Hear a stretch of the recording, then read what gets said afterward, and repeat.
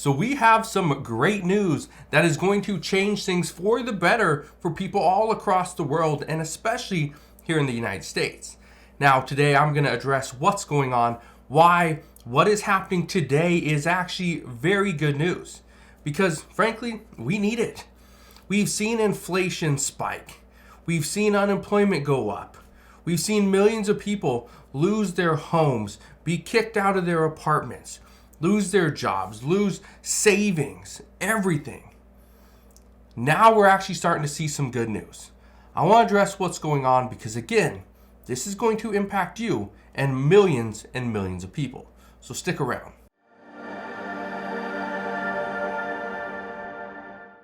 So what is the good news? Well, it's not just good news, it is great news. And I'm going to get to that in just a moment. All I ask is if you can spend just 2 seconds, go ahead, hit that like button if you enjoy these daily updates. Now, before I dive into this great news, we have seen many changes over the past year. We have seen a lot of different things happen. Some things were good, some things were bad, and millions of people were right in the middle. Well, here's what's happening today. We are now starting to see oil prices come down. This is something that we knew was going to happen. This is something that we expected. One of the things I've been getting so often over the past week is, hey Adam, did you see that gas prices in so-and-so Minnesota are now this price? Did you see the prices for gas are now down 40 cents in the matter of 2 days? In my area, we've seen gas prices come down about 30 cents in 4 days. That's good. Now, how is this going to change everything? Well, this is why I want to bring this up, because oil prices are going to dictate the price of almost everything we use, consume, and process. Right now, oil is under $90 a barrel. It has dropped. Okay? With oil prices being actually under $85 a barrel, that is cheap compared to what it was a little over a week ago when we were up over $90 a barrel. As gas prices come down, or as oil prices come down, gas prices come down as well. When gas prices come down, that means transportation costs come down as well. Food costs drop quickly. Just the other day, I actually went to a grocery store. Normally they have this box of, it has like Chips Ahoy, and there's Oreos and like Nutter Butters or something like that. Okay, there's 3 different types of little cookies. Well, this is normally $5.99 for a box. When I went there the other day, it was $1.99. They had a big pallet of these things, $1.99. That's how cheap things have gotten. Food costs. I went to go get some stuff for like a salad. Okay, lettuce, cucumbers, tomatoes, onions, everything less expensive. Okay, probably by like 10 to 15%. It was a visual difference. When I went and rang up and I paid for it, it's like, wow, did I not pay for everything? That's how much things are coming down. And when food costs come down, right? It's just less expensive for you. You can put more money into your pocket. But it's not just food, and it's not just, gas prices. Travel costs. Let's say you want to go and stay in a hotel. Guess what? When I pull up my app, and whether it's in Expedia or hotels or wherever, okay?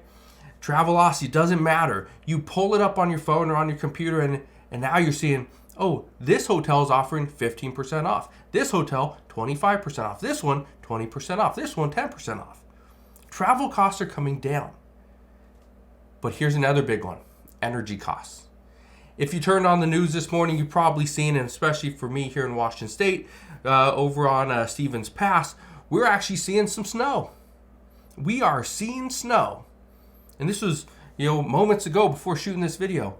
I looked at the webcam for Stevens Pass here in Washington State, and there's snow falling. Well, this is concerning because It's October 24th, and we're already going to get snow. Well, that means the cost for electricity, for if you use gas, if you use natural gas to heat your home, well, you're probably a little bit worried before, especially as natural gas prices were going up. Well, things are all coming down. This is meaning that inflation in the next month or two is going to drop. This is big news. This is huge news. Here's another one. Building costs are actually lower. They're less expensive. And you know what happens when it takes less money to build your home? It also means insurance costs come down. Insurance has skyrocketed. I talked about this the other day, where if you want to go and let's say you want to fix up your car, you need a new part, right? And you got to go and order the part, and then they got to go ship it from, maybe it's in Europe, or maybe it's from the East Coast to the West Coast or whatever. You got to pay the shipping costs. Shipping costs have just been out of hand, right? But this is where things are getting better, because now we're saving money. This is huge. And when it comes to building your home as well, when the cost of lumber comes down, insurance drops as well, but now people are able to go and build stuff. So if we are all worried about affordable housing because things are just so expensive to build, guess what? As prices come down, now we can start building more affordable housing. Now it may be a little premature, it may be a little bit early, but it will happen. And here's the big one that's just right around the corner. It's the holiday shopping season. With the holiday shopping season, the problem that you're going to face is a lot of these stores have already purchased these goods at set prices. This is when prices were still fairly high. So what we could see, and again, this could be great news for the first quarter of 2024, we may see many people just decide to not buy stuff for the holiday shopping season.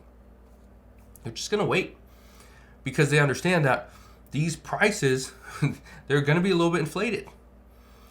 And so if people wait, that's actually going to hurt the economy a little bit. That's going to push inflation down. We're going to see a little bit of disinflation. And again, right now we're at 3.7%. The goal is to get to 2%. And the Federal Reserve is okay if we see a little bit of pain in the market. So we'll see. But for people on a fixed income like those on Social Security, I want to address this one to you.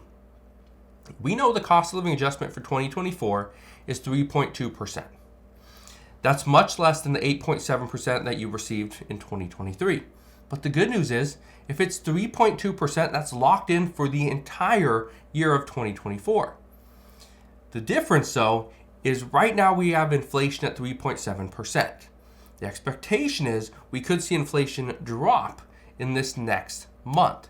If we see inflation drop, let's say under 3%, gets down to, let's say, 2.5% to 2.4%, good news there is you are getting 3.2% as an increase when inflation is going to be in the 2%.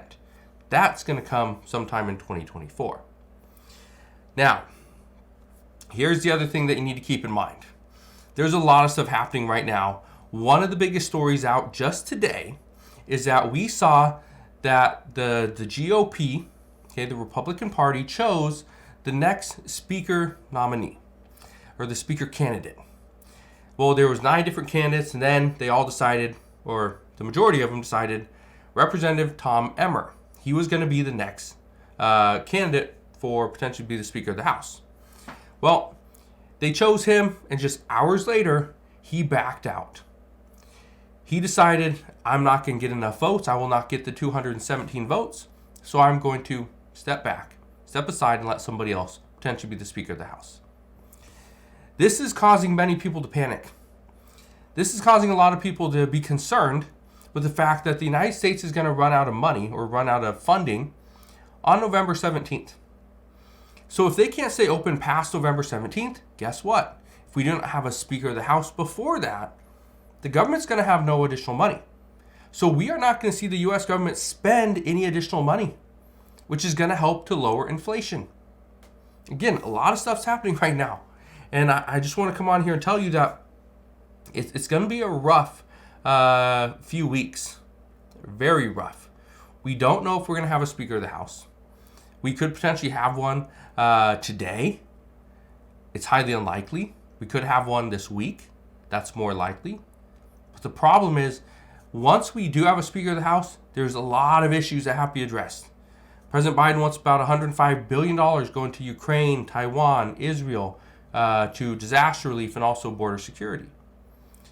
But on top of that, we still have a government funding bill. We still have discussions regarding Social Security.